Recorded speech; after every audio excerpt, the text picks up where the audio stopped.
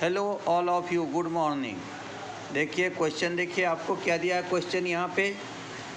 Draw the logic diagram of JK flip flop and explain the working with the help of truth table. अब JK flip flop क्या कहता है?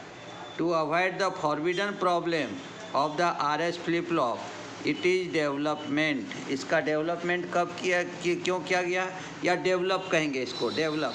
तो इसको develop क्यों किया गया कि फॉरबिडन प्रॉब्लम जो आता था फ्लिप फ्लॉप में, उसको सॉल्व करने के लिए हमने क्या किया, जेके फ्लिप फ्लॉप को हमने वहाँ पे डेवलप किया।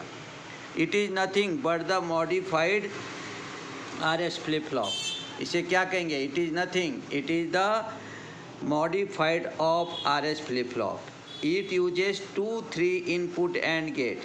इसमें हम 3 इनपुट एंड गेट का उपयोग करेंगे। The clock pulse is applied to one of the input of both the AND gate. J and K are the control input. क्या दिया यहाँ पे? The clock pulse is applied to one of the input of both the AND gate J and K are the control input. The Y bar output is applied at the input of upper AND gate, while the Y output is fed back to the input of lower and gate at shown in figure. देखो यहाँ पे क्या कहा गया कि जो Y bar output है उसको हमने यहाँ से लेकर के अपर एंड गेट को कनेक्ट कर दिया, और ये जो हमारा वाई आउटपुट है इसको हमने यहाँ ला करके लोअर एंड गेट को हमने यहाँ पे कनेक्ट कर दिया। और ये दोनों के जो मिड टर्मिनल थे उसको हमने A1 को दे दिया J इनपुट और A2 को दे दिया K इनपुट। और जो थर्ड इनपुट है इसका फर्स्ट एंड गेट का, और फर्स्ट इनपुट है सेकेंड एंड गेट का, ये दोनों को कंबाइन करके उसको हमने क्लॉक पल्स दे दिया। यानी इसका जो ऑपरेशन है वो केवल इनपुट पे डिपेंड नहीं रहता है, तो input as well as output दोनों पे वो डिपेंड करेगा। क्यों डेवलप किया गया इसको कि अगर डी फ्लिप फ्लॉप बनाते तो उसमें डाटा इनपुट एक ही रहता है, वहाँ भी फॉरबिडन प्रॉब्लम को हम सॉल्व कर सकते हैं। लेकिन 2 डाटा इनपुट ले करके हम फॉरबिडन प्रॉब्लम को सॉल्व करने के लिए बनाया जेके फ्लिप फ्लॉप। अब देखो क्या कहता है इसके अंदर में, since Y and Y bar output are feedback to the input gate. Input gate को दे दिया, ये देखो ये वाई आउटपुट ला करके लोअर एंड गेट को दे दिया, यानी A2 गेट को दे दिया, और वाई बार जो आउटपुट है वो हमने A1 गेट को दे दिया।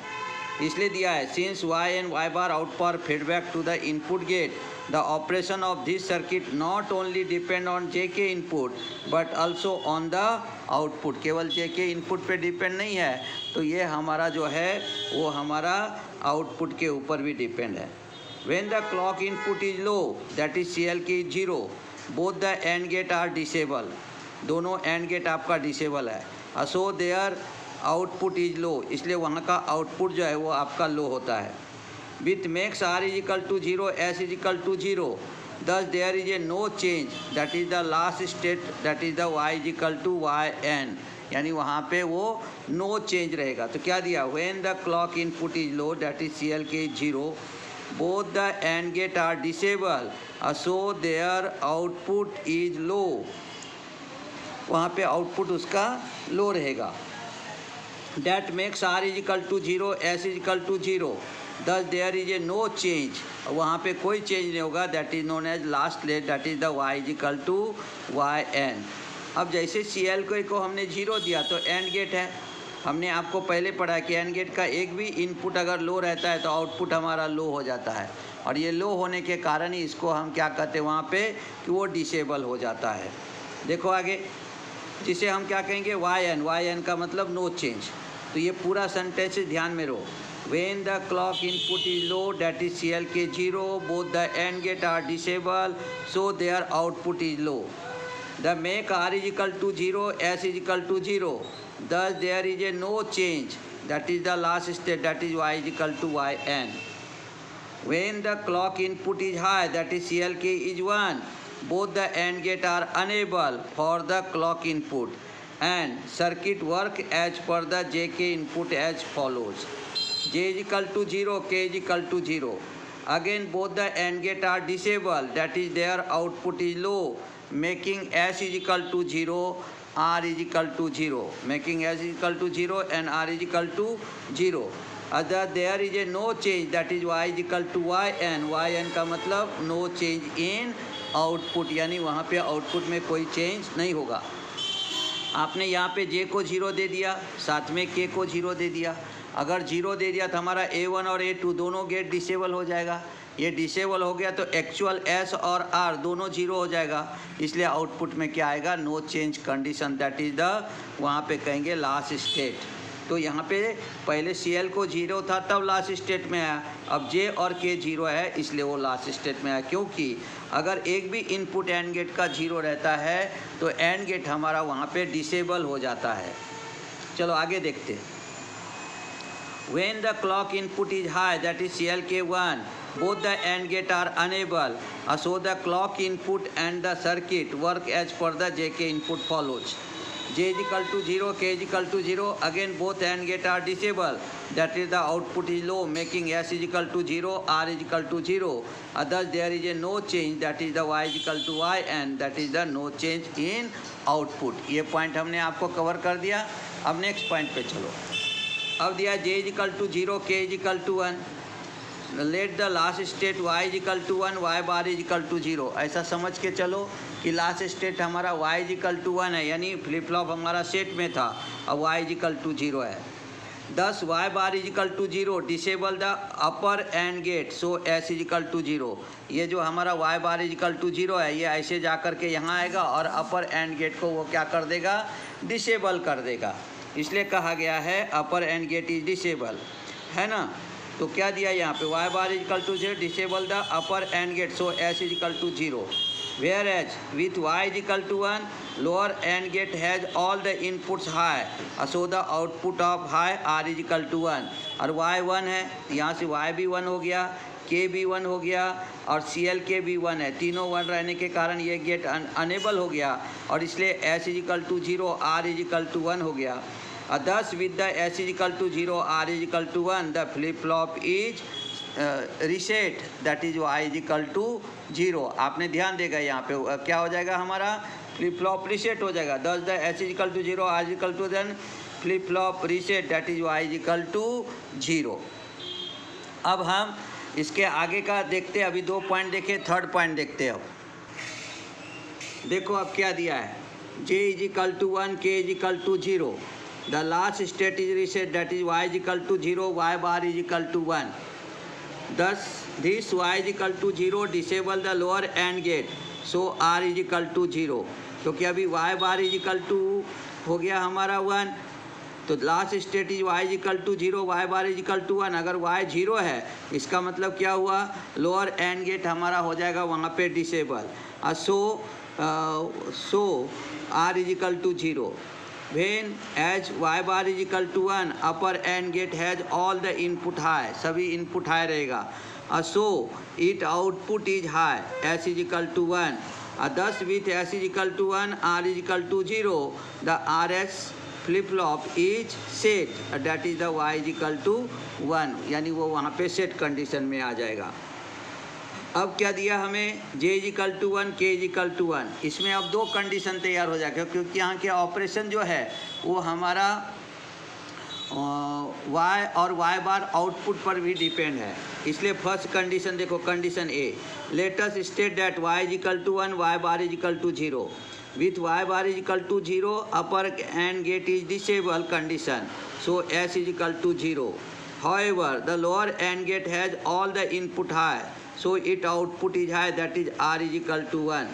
Thus with S is equal to 1, S is equal to 1 and R is equal to 1, flip flop is reset, that is Y is equal to 0। Initially is was set, sorry यहाँ पे S is equal to 1 नहीं है, 0 है, तो 10 S is equal to 0, R is equal to 1, flip flop is reset, that is Y is equal to 0। Initially it was set, पहले Y is equal to को 1 दिया था, ये सेट था, तो यहाँ पे इनिशियली वो क्या हो गया, आपको यहाँ पे इनिशियली सेट था लेकिन अब हो गया reset.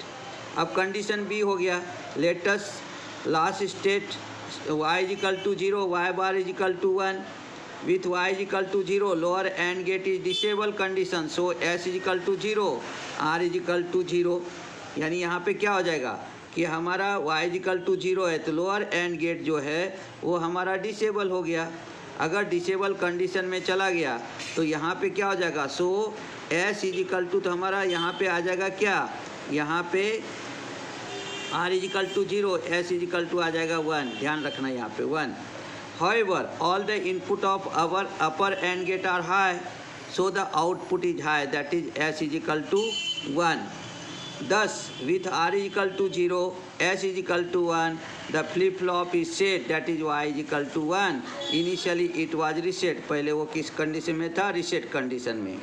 In this way, with j is equal to 1, k is equal to 1, the output changes to opposite state, that is the output is complement of the last state, that is known as y is equal to y n bar, जिसे हम कहेंगे toggle condition.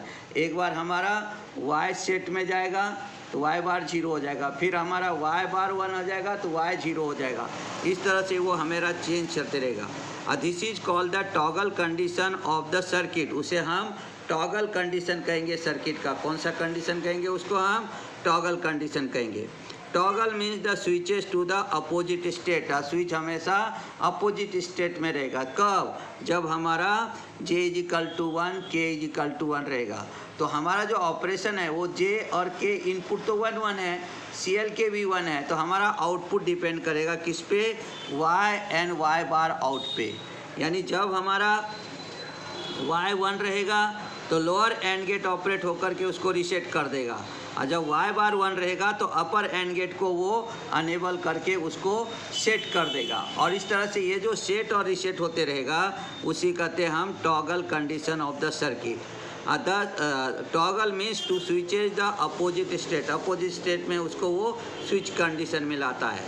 दस the truth table is, अब truth table देख लेते जिससे भी हमें वो डायरेक्ट हम लिख सकते हैं उसको ट्रूथ टेबल के भरोसे। देखो ट्रूथ टेबल क्या दिया आपको, यहाँ दिया क्लॉक 0, तो जे और के चला गया हमारा किस में, डोंट केयर कंडीशन में, क्योंकि दोनों एंड गेट डिसेबल हो जाएगा, इसलिए आउटपुट हो गया वाई एन यानी नो चेंज, लास्ट यहाँ पे लास्ट स्टेट। तो आप यहाँ से भी लिख सकते हो, when CLK is 0 both the AND gate are disabled, therefore J and K becomes in don't care condition, thus the output Y is equal to Y n means no change, that is known as last state।